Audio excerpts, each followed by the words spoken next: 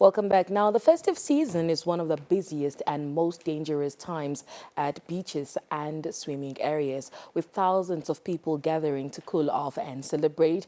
And as crowds increase, so do the risks, making water safety a major concern for our communities.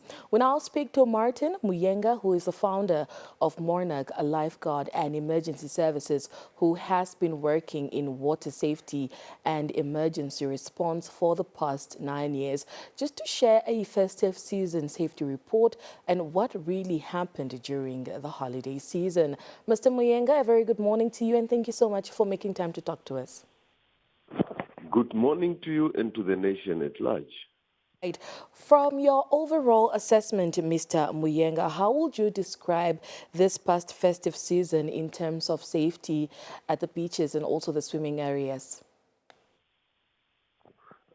Thank you so much. As you stated, I'm Martin from Monarch Lifeguard, where we specialize in water safety awareness, education, drowning prevention, search and underwater recovery.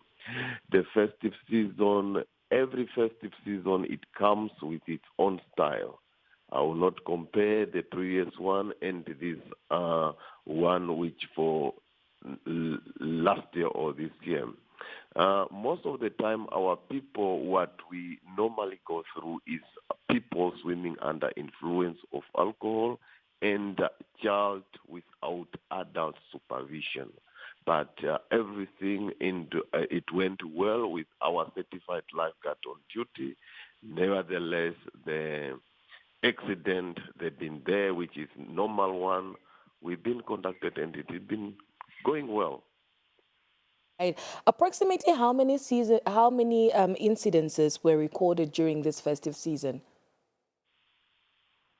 The normal certified lifeguard rescue, which we normally conduct day to day, that one I will not really count.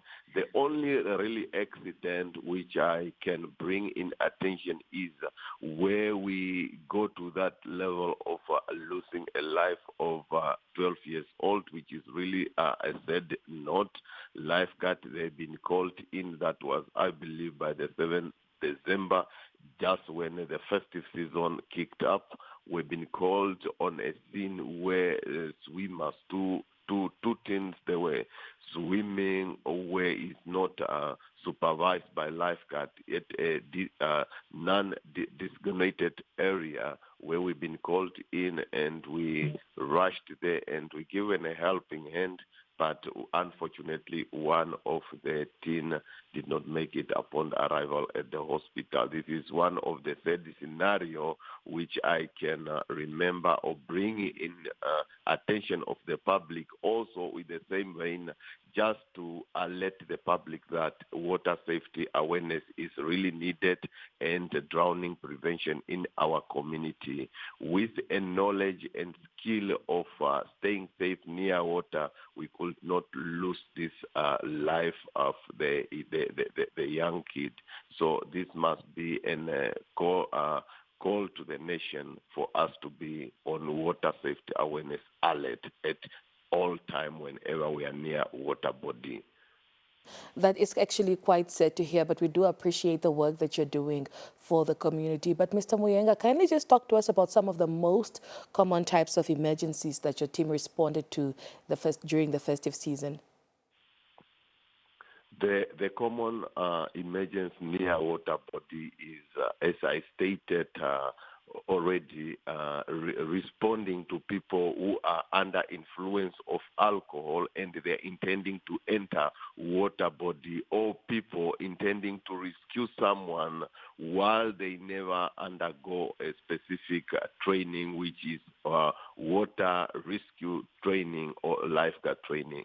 Actually, to rescue someone, you need a certain skill, you need a certain level for you to be capable to remove someone who is in water trouble without engaging yourself in danger or the next person who you're going to help. And the other one is a parent leaving their kid unsupervised along the coastal water or near water body while themselves they are having time with their friend other side there. It's only by the surprise when the community starts to rise or to shout that there is someone drowning is when you see other parents or other people coming near water to identify if it's their loved one who is in water trouble or it's not their loved one. But by this time, it's very late. We encourage public, whenever you find yourself near water, to be in reach with your loved one. You are the one to identify what your what your loved one is doing before the lifeguard comes in. Were there perhaps any particular hotspots or areas that recorded a higher number of incidences along the coast? Yes. Those areas, they are known. And in most cases, we demarcate them with a red flag, or our lifeguard time to time, they pass by there, they patrol there to give a warning signal that our people, they must not swim there. Apart from the area which we put our red flag or demarcated, we also advise people not to swim near rocks along the coastline or piers along the coastline. These are the area known with the rip currents. Rip current is one of the currents which is responsible of taking a lot of people's life in coastal water. And the water may seem so attracted, it's natural attracted, but it's very deadly under the coastal water. Is not a ordinary water like an inland water or recreational water. This is very dangerous. It also needs the higher standard skill of someone to go in water and to rescue someone. Most of the time we advise our people only to swim to the area where it's been supervised by the lifeguard, where you find a red and yellow flag, which stated that the area is safe to swim and is under supervision of the lifeguard. Where you do not see lifeguard, we encourage the public not to intend to swim there.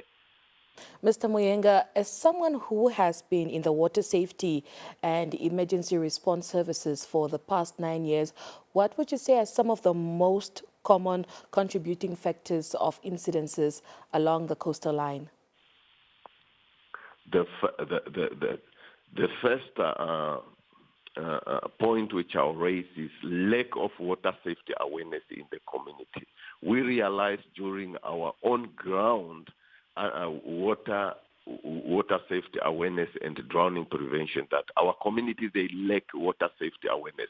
This skill, we needed to implement it. Everyone needed to have a knowledge of water safety awareness and drowning prevention, how to spot danger and how to help someone in water trouble, and how not to put your own life at risk when you are helping someone. We need our people to understand the basic knowledge of water safety awareness and self-rescue, and that goes to learn to swim the correct way of swimming and floating. Because without a person knowing how to swim the correct way and how to float, this one is totally at risk of yours losing your own life or someone's life. Once we work on our water safety awareness strategy, and it will be very easy even when we bring in our lifeguard. But we are trying our level best day and night in forcing to see if our people in the community, they will react and realize the importance of water safety awareness. Once we 100% is there or 95%, then we are ready to combat the drowning which has been engulfing our nation for many years now. So how prepared would you say the emergency services were for the festive season? I did not get you there, sorry. How prepared were emergency services for the festive season? Emergency services for the festive season, we really worked hard to bring water safety awareness education, and we appreciate different emergencies. We've been coming together to respond where response is needed, and definitely we appreciate on that, and we are also ready not only in festive season but throughout the year. We are ready wherever there is emergency. We are ready to work together and to engage and to bring it to an end. Right. Do you feel that the public is actually taking water safety seriously enough, Mr. Muyenga? So far, I can acknowledge special to all public who visited swimming pool or beaches during festive season where the lifeguard they were reacting very well. It's only that these are new people who are coming in for the first day. You see them, they are not responding very well on water emergencies being implemented by our lifeguard on duty or being enforced. But the next day, this person, if he was here today, by tomorrow, this person you will see is standing next to his kid, or is being vigilant, or is not swimming under influence of alcohol. With this sign, it shows us that, no, they are responding very well. The only thing is we need to increase the higher level of water safety awareness education, like engaging the community, engaging the school, or engaging churches, or wherever a lot of people are. So we'll educate them. All what they need is education. They can work together very good with understanding when you educate them the danger of water with mixing with the alcohol, or while you don't know how to swim, you don't need to swim. They really taking it serious.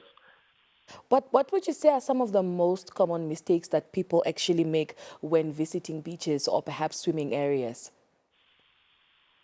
Most of the common mistake is to enter the water which were not trained. And most of the time, especially the coastal water, you cannot compare coastal water, which is an inland water, which is a river or a dam, or recreational water, which is the swimming pool. When you come near water body at coastal water, people, they expect the ground to be smoothly. They expect the ground not to have a hole in water in the ocean. They just think that they need to walk like how they walk in the pool, which is totally wrong. The ground for the beach is even it's not straight, so you expect any time to be in a hole or to be the depth to change.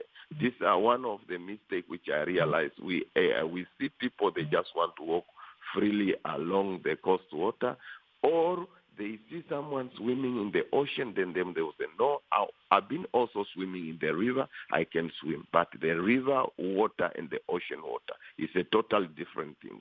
Refrain yourself from swimming in the ocean if you are not trained. You better just be there watching around people who knows how to swim, or those people who are trained.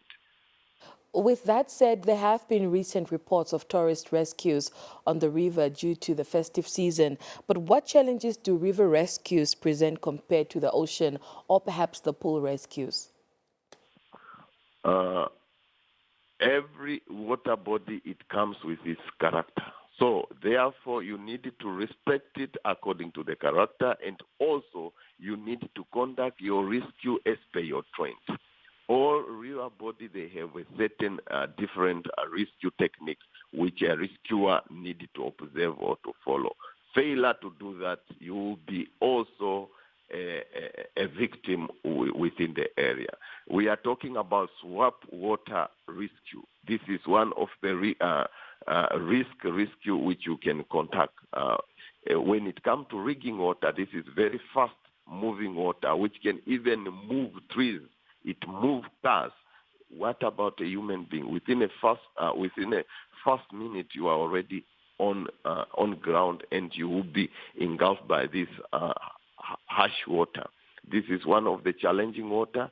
Never enter in a fast-moving water. Even you see someone is in trouble, you need to do what we call a reaching assistant. Either you use a stick, either you throw a rope to rescue that person who's there, but you need a training skill. You cannot just conduct this one. Like the recently accident, I was also involved where the member of the public, they arrived at the scene, they see the tourist, they are on top of the vehicle, which is very good. When your vehicle is being swept, you need to come out. Don't be comfortable inside. Inside is a deadly trip. You need to come out to sit on top while you seek for help. What they did, and the community, they arrived at the scene without any knowledge how to help someone in that situation. We advise them to utilize what we call reaching assistance, and yes, it really helped, and all the 5 tourists, they were removed safely. It's one of the things we are proud of at Monarch to provide or been doing in the community. Mr. Muyenga, what message would you like to leave with our viewers this morning, perhaps just to reduce incidences in the future? Thank you, all our viewers across the country. All what we are asking you or urging you is, let's take water safety awareness education seriously. That include Learn to Swim program. Water safety awareness and drowning prevention is a shared responsibility. Therefore, we need to coordinate, we work together so we prevent this unnecessary drowning which has been happening in our community. I'm sure I've been in the industry for quite time. I've been on ground throughout the year. I know what I'm talking. If we really follow this stage and strategy, it will help. Mind you, festive season, that is New Year and Christmas, we've been on ground where a lot of people, they were on the beaches and at the pools. We did what we can without any drowning being recorded. And if we keep working together on this one, we support each other on this one, definitely the nation, it will be a free drowning nation, which I guarantee because I'm on ground. Now, for those of our viewers who are perhaps finding themselves in incidences or situations where they are, you know, in the ocean, in a river, perhaps in a pool, and they cannot swim properly, what are some of your words to them? What are some of the things that they need to do in order for them to not panic and drown? Most of the time, if you don't know how to swim, I encourage you refrain yourself from entering the water which you are not trained or you don't have a skill of. The second thing, if you find yourself in any water trouble, what you need to do is you relax. You who is nearby, if you want to help someone who is in water trouble and you are not trained, don't try to enter and to help. Otherwise, you lose your own life before the next person who I'm going to help lose his or her own life. Get some reaching assistant. We call it a reaching assistant. Anything nearby you which you can throw to the person or to reach the person to rescue. In my career at Monarch Lifeguard, I have a lot of experience where even I rescued 2 victims with a cooler box. I just remove everything in their cooler box, I close it, and I throw it to them, and they keep floating on it while advanced rescue are coming. These are some of the methods or techniques which the community, they need to engage or to utilize when they come near water body when someone is in trouble, than just letting someone to drown while you are there observing, doing nothing. Mr. Muyenga, thank you so much for making time to talk to us this morning, and we wish you all the best with your future endeavors. Thank you so much, and it's my pleasure to address the nation on this critical issue. Thank you.